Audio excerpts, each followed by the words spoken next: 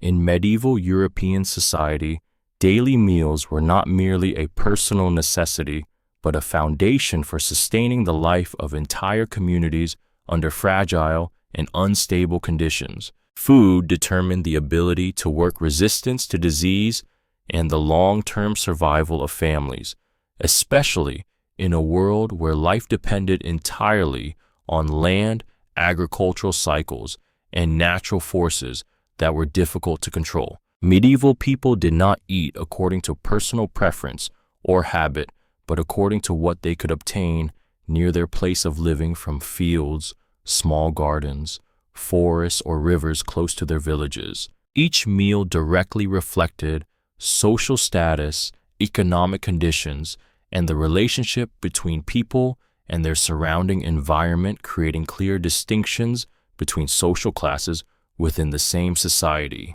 For the majority of the population, eating was closely tied to survival rather than enjoyment, as the threat of famine always followed failed harvests or prolonged social upheaval. Meals were neither fixed nor varied, but often repeated monotonously over time, forming habits of endurance and acceptance of scarcity as a natural part of life. Food was not stored in abundance, forcing people to carefully calculate each portion and avoid excessive consumption, even during periods that seemed stable. The uncertainty of food supplies meant that every meal carried a quiet anxiety.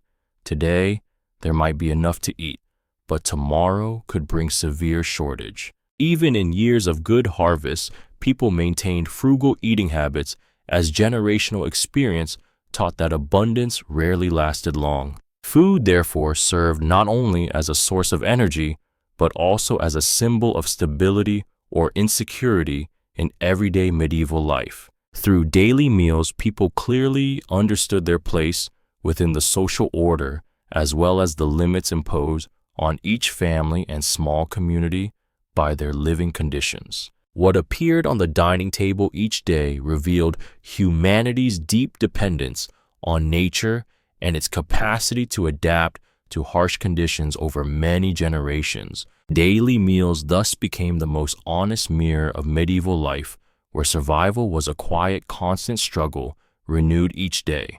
From this broader picture, it becomes clear that eating was not a minor detail, but a pillar that allowed medieval society to endure centuries of upheaval. Starting from this general perspective, it is necessary to look more closely at the meals of the class that made up the overwhelming majority of society. The simple meals of common people most clearly reflected the realities of medieval life. From this foundation of survival, closely observing what they ate each day allows a deeper understanding of the relationship between people, labor, and food. For common people in the Middle Ages, daily meals revolved around a small number of basic foods repeated endlessly and directly reflecting their dependence on the land. Most peasant families relied almost entirely on what they grew and harvested themselves, with little ability to trade for or purchase food from outside their village community.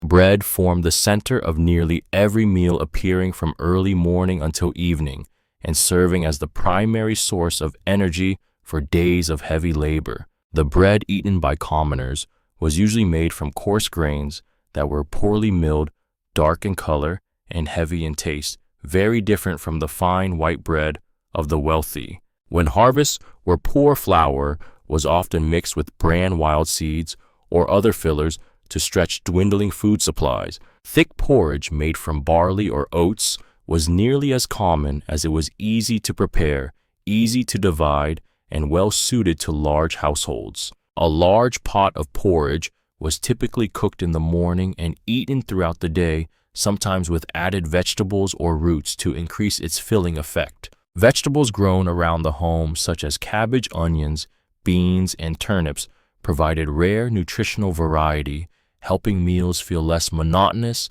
amid constant scarcity.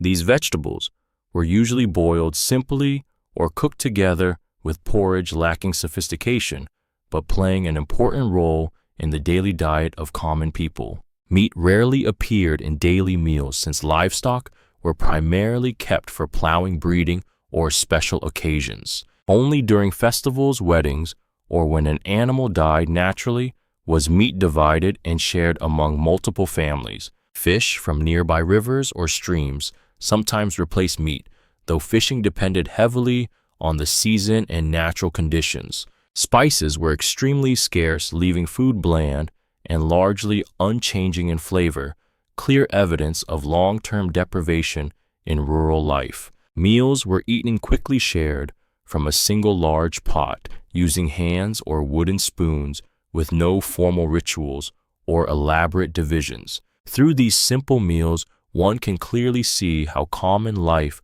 was entirely shaped by labor and the uncertainty of the harvest.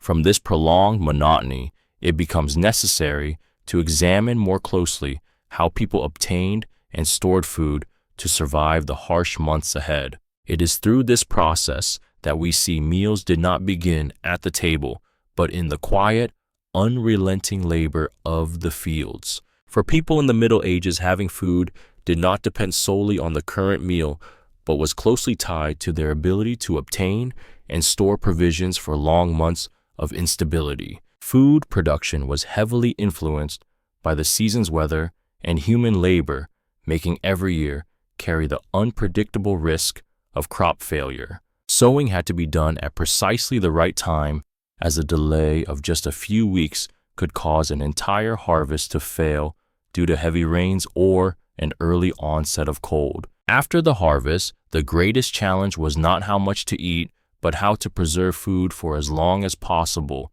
to avoid famine. Without modern preservation methods, people relied only on drying, salting, and smoking to extend the lifespan of their food. Grain was stored in wooden granaries or underground pits, offering only basic protection against moisture, insects, and rodents.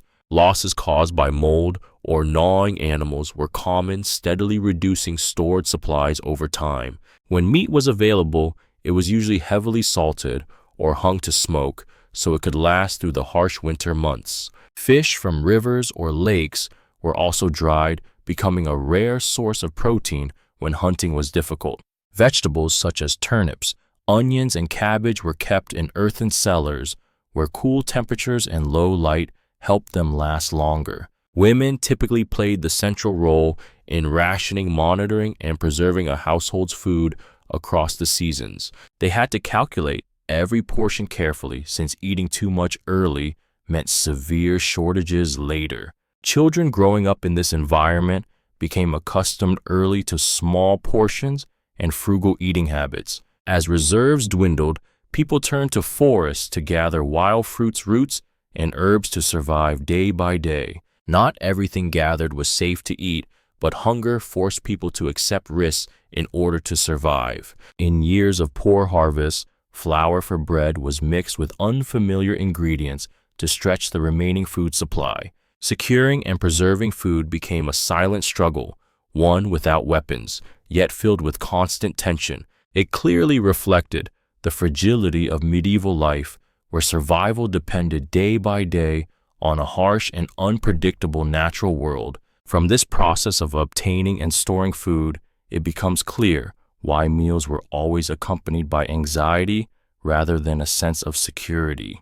That anxiety shaped the cautious, calculated eating habits of medieval people. From the way common people prepared for hunger, we can now turn to the stark contrast found in the meals of the wealthy. That contrast highlights the social divide made visible on the dining table itself. In sharp contrast to commoners, the wealthy classes of the Middle Ages approached meals as a means of expressing status, power, and control over land, people, and surrounding resources. Food on their tables was not merely meant to sustain the body, but also to display abundance to guests and the wider community. Meat appeared frequently in the diets of the wealthy, sometimes daily, with a wide variety of livestock and poultry. Animals were raised specifically for consumption rather than for labor, reflecting surplus manpower and food resources.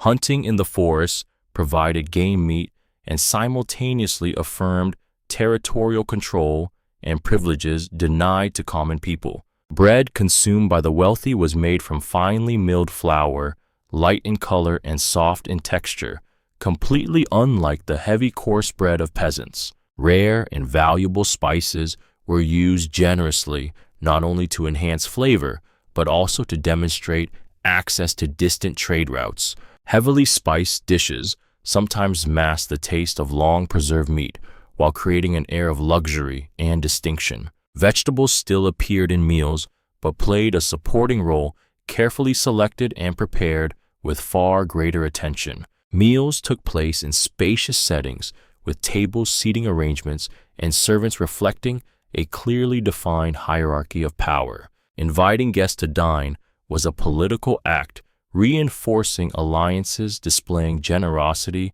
and creating unspoken obligations. Leftover food was often distributed to servants or given to the poor as a means of building social prestige. The wealthy rarely worried about food shortages, as stable access to resources provided long-term security. Through their meals, they asserted their separation from the rest of society, even when living within the same territory. These contrasts in eating habits made the rigid social divisions of medieval life unmistakably clear. From these abundant tables, attention turns naturally to the role of drinks in daily life. Water, beer, and wine clearly reflected living conditions, health beliefs, and communal habits of the age. Medieval life drinks were just as essential as food, as they directly affected health, labor capacity, and the long-term survival of communities. People did not choose beverages based on taste, but on safety and accessibility under limited living conditions. Clean water was rarely considered safe, since many wells, rivers, and streams were contaminated by human activity and livestock. Drinking untreated water often led to illness, prompting people to seek alternative ways to reduce health risks. Lightly fermented drinks therefore became widespread and were regarded as safer options than plain water in daily life. Weak beer brewed from grains was a common beverage consumed by both adults and children. This beer had low alcohol content and mainly provided hydration and energy after exhausting hours of labor. The brewing process reduced impurities in the water, making beer more trusted, despite its coarse flavor. Each household often had its own brewing method passed down through generations as part of everyday routine. Wine was more common in grape-growing regions and frequently appeared in the meals of the relatively wealthy and in monasteries. Wine was not only consumed as a drink, but was also closely tied to rituals, hospitality, and important social relationships. Monks played a significant role in producing and storing wine for religious use and for surrounding communities. Drinks clearly reflected social hierarchy, with the poor relying on coarse beer and diluted liquids while the wealthy drank finer wine. Heavy drinking often occurred during festivals and was socially accepted as a way to release tension after hard labor. Beverages helped strengthen communal bonds, yet also carried the risk of conflict and violence in everyday life. Through daily drinks, it becomes clear that medieval people constantly weighed survival needs against health risks. From these familiar beverages, attention turns to the role of spices in shaping the dining experience. These scarce flavors help define medieval taste preferences and eating habits. In medieval meals, flavor was not a priority, but rather a byproduct determined directly by living conditions and each household's access to ingredients. Most dishes eaten by common people were bland, simple, and repetitive, reflecting long-term scarcity and eating habits shaped over many generations. Spices were rare and expensive, making them a luxury beyond the reach of peasants and artisans who lived on unstable incomes. Salt was the most important seasoning used not only for flavor, but also to preserve food in the absence of effective storage methods. A lack of salt caused food to spoil quickly, forcing people to eat it immediately or endure the unpleasant blandness of daily meals. Beyond salt, people sometimes use onions, garlic, and herbs grown near their homes to add some scent to otherwise simple dishes. These ingredients were mainly used to mask the smell of meat or fish that had been preserved for long periods rather than to create rich flavors. Salted meat and dried fish often had strong odors and needed to be cooked thoroughly and eaten with vegetables to be more tolerable. Valuable spices from distant regions such as pepper or cinnamon rarely appeared in the meals of commoners and were largely reserved for the wealthy. The use of expensive spices clearly signaled access to long-distance trade and higher social status. The wealthy seasoned their food more heavily, creating a sharp contrast with the modest palate of the poor. For the poor, bland food was not considered deprivation, but a familiar condition of everyday life. Taste preferences were formed from childhood, gradually adapting to monotony and long-term material limitations. The flavor of food thus clearly reflected social stratification, where even meals became markers of status. Enjoyable meals were therefore rare memories associated mainly with festivals or special occasions during the year. Spices carried more symbolic meaning than nutritional value, revealing the material limits of medieval life. From this scarcity of flavor, attention turns to the timing of meals throughout the day and daily rhythms shaped by labor. How people organize eating around daylight helps further illuminate the rhythms of medieval life. For medieval people, mealtimes were not fixed by the clock, but depended entirely on daylight and the rhythm of daily labor.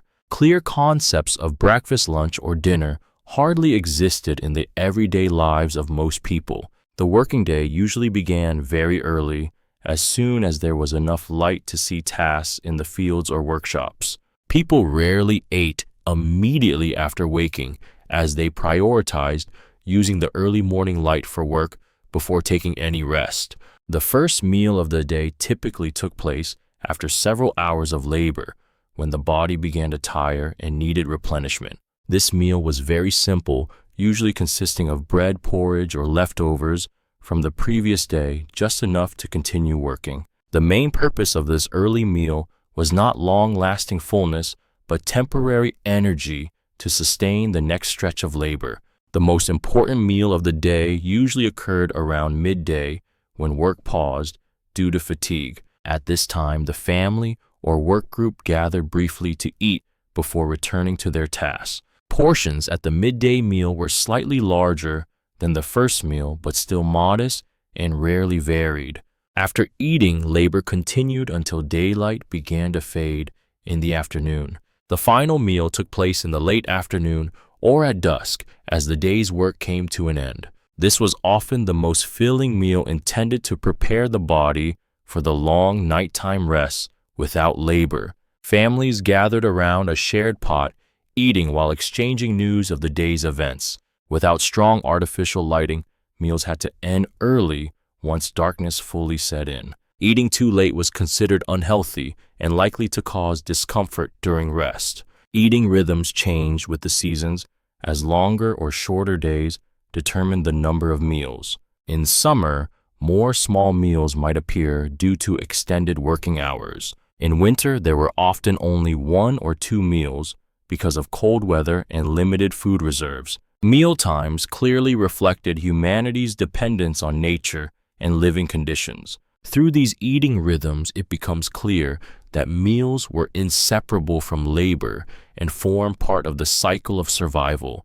Eating was not about enjoyment, but about keeping the body strong enough to endure the next working day. From the timing of meals, attention turns to the eating space and how people gathered around the table. That space reveals the nature of family and community relationships in medieval society. In medieval life, meals did not take place in private spaces, but were closely tied to the shared life of the family and the small community. People ate inside simple dwellings that served simultaneously as sleeping quarters, workspaces, and shelter from harsh weather. There were no separate dining rooms, so meals were usually eaten near the hearth, which provided warmth and essential light. Families gathered around a shared pot, dividing food as they shared daily survival itself. Tables and chairs were uncommon. Many people sat on low stools, wooden benches, or even directly on packed earth floors. Food was placed in large bowls or pots, and everyone took their portion using wooden spoons or their hands. This communal way of eating reflected a strong sense of community where sharing mattered more than individual ownership. Children ate alongside adults, learning proper behavior and accepting their portions according to family order. Elders were often served, first expressing traditional respect within daily life. Meals were also moments for exchanging news, discussing work, and strengthening family bonds. In villages, larger communal meals took place during festivals or after the harvest. On such occasions, the table expanded into outdoor spaces where many families contributed food. These collective meals reinforced social cohesion, especially during times of hardship and instability. Eating spaces, therefore, carried deep social meaning far beyond the simple function of providing nutrition. Even when food was scarce, eating together helped ease feelings of deprivation and isolation. The shared meal became a place where people found comfort amid an uncertain life. Through eating spaces, one can clearly see the structure of the family and the bonds of community in medieval society. Meals nourished not only the body, but also the spirit and social unity. From this shared eating space, attention turns to the rules of behavior that governed everyday meals. In medieval society, meals did not take place casually, but followed habits and unwritten rules maintained across generations. These rules were rarely written down, yet everyone understood and observed them as a natural part of communal life. The order of eating clearly reflected family hierarchy, with elders or the head of the household usually eating first. Children and younger members learned to wait, observe, and follow, absorbing social order directly through the meal. Fighting over food was considered shameful behavior as it threatened family harmony. Eating was expected to be frugal. Taking more than one's share was frowned upon, especially during times of scarcity. Spilling food was seen as wasteful since every bite was tied to hard labor. Conversation during meals was moderate, usually centered on work, the harvest, or village news. Laughing too loudly or causing noise was viewed as improper behavior in shared living spaces. Eating with one's hands was normal, but cleanliness was expected as much as circumstances allowed. Wooden spoons were often shared, with no concept of individual utensils. After the meal, younger members typically helped clean up, demonstrating responsibility and respect for elders. These habits helped maintain order in cramped and crowded living spaces. They reduced conflict in lives already burdened with constant pressure. The meal thus became a daily exercise in discipline and patience. Through these small rules, medieval society preserved stability within the household. Even in times of shortage, order at the table helped people maintain a sense of control. These customs were passed down from generation to generation and changed very slowly. The meal became a quiet yet effective space for education. From these familiar rules, attention turns to special occasions when meals took on different meanings. Festivals and important days transformed both the atmosphere and the way people ate. In medieval life, festivals and important occasions were rare moments when meals rose above everyday monotony. These occasions were closely tied to agricultural cycles, religious rituals, or significant events within village communities. When a harvest ended successfully, people celebrated with meals richer than usual. More animals were slaughtered and meat was shared widely so the entire village could enjoy a brief moment of abundance. Bread was made from better quality flour and sometimes freshly baked to mark this short-lived prosperity. Vegetables, legumes, and fish were prepared more carefully, creating a clear contrast with daily meals. Fermented drinks were consumed in greater quantities, helping to create a lively and communal atmosphere. Festival meals often took place outdoors, where many families brought food to share together. People ate longer, talked more, and temporarily forgot the constant worry of scarcity.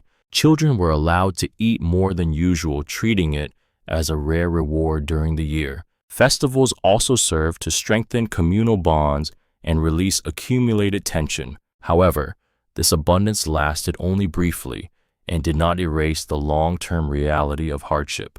After the celebration ended, meals quickly returned to their familiar simplicity. Memories of these plentiful meals became a source of spiritual motivation during the difficult months that followed. Festivals therefore held greater spiritual significance than actual nutritional value. Through festive meals, people found hope and a sense of communal belonging. These rare moments highlighted the stark contrast with the harshness of everyday life. They showed that meals did not merely sustain the body, but also nourished the human spirit. From festive meals, attention turns to the harsh periods when food became extremely scarce. Famine and food crises laid bare the fragile limits of medieval life. In medieval society, famine was not a rare catastrophe, but a constant threat hanging over everyday life. A single failed harvest, prolonged rain, or an early frost was enough to rapidly exhaust food supplies. When storage reserves ran empty, meals grew increasingly meager, sometimes reduced to thin gruel or bread mixed with impurities. People were forced to reduce portions, eating less and less in order to survive through difficult seasons. Wild vegetables, roots, and items normally not considered food became temporary sources of sustenance. Eating unfamiliar foods carried the risk of illness, but hunger compelled people to accept that danger. Children and the elderly suffered most severely during prolonged periods of food scarcity. Physical strength declined rapidly, making it even harder to restore agricultural production after the crisis. Famine not only caused death, but also shattered family structures and village communities. Many people abandoned their homes, wandering in search of food or temporary relief. Disease spread easily under conditions of malnutrition and poor sanitation, worsening the situation. Famine left deep psychological scars, shaping eating habits and collective memory across generations. After a crisis, survivors became even more frugal, maintaining habits of restraint long afterward. Fear of hunger became an inseparable part of medieval life. Daily meals thus always carried the memory of past hardship. Through famine, the fragile limits of a society entirely dependent on nature become clear. These crises profoundly shaped how people understood food and survival. From the dark reality of famine, we are led to reconsider the overall role of meals in medieval life. It was the repeated experience of scarcity that ultimately highlighted the true value of ordinary everyday meals. Looking back at medieval life as a whole, the daily meal emerges as the element that connected every aspect of survival, from labor and family life to social order. Food did not merely nourish the body, it determined the ability to work to resist illness and to endure long periods of hardship. Through the simple meals of ordinary people, one can clearly see humanity's deep dependence on land, agricultural cycles, and unpredictable weather. Repetitive and monotonous meals reflect habits of endurance and careful calculation formed over many generations. The contrast between the meals of commoners and those of the wealthy exposed social inequalities that could not be concealed. Food became a tool for expressing power, status, and control over resources within feudal society. Drinks, spices, and dining spaces helped shape everyday culture and reinforced family and communal bonds. Small, unwritten rules at the table helped maintain order and stability in cramped and uncertain living conditions. Festivals brought rare moments of abundance, allowing people to temporarily forget the constant fear of scarcity. In contrast, famine revealed the darker side of a society entirely dependent on a harsh natural world. Memories of hunger became deeply ingrained, shaping how medieval people perceived food for generations. Daily meals therefore always carried both hope and fear side by side. With every bite, people felt the fragility of life and the value of ordinary things. Meals were not trivial details, but the central axis around which material and spiritual life revolved. It was through these simple meals that medieval society survived, adapted, and endured through centuries of upheaval. By looking at meals, we understand medieval people not through war or power, but through how they survived each day. The daily meal thus becomes the most truthful mirror reflecting the entirety of medieval life.